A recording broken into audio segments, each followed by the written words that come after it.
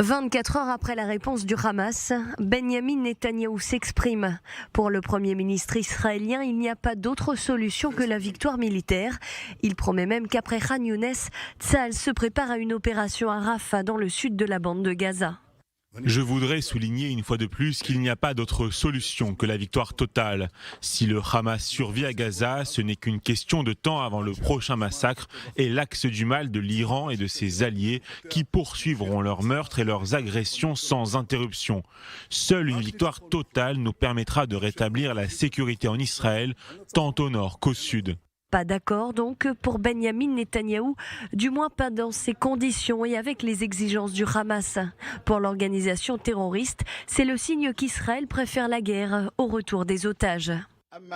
En ce qui concerne les déclarations du Premier ministre israélien, nous pensons qu'il essaie de surmonter sa crise. Il souffre d'une crise au sein de son gouvernement, il souffre d'une crise dans les performances de son armée, il souffre d'une crise dans la rue et il essaie d'exprimer le contraire. Quoi qu'il en soit, son insistance à poursuivre l'agression confirme catégoriquement que l'objectif de l'agression contre Gaza est un génocide contre le peuple palestinien.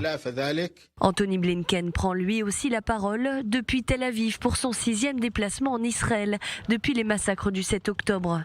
Le secrétaire d'État américain pointe du doigt des exigences du Hamas incompatibles pour Israël, mais la voie à un accord reste malgré tout ouverte.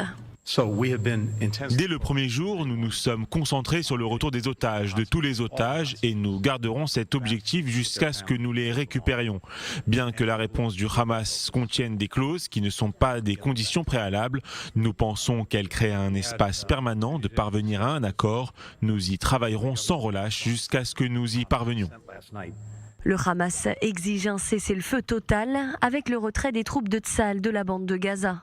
La libération de 1500 prisonniers palestiniens détenus en Israël pour terrorisme, ainsi que la reconstruction de Gaza, en échange de la libération de tous les otages encore en captivité.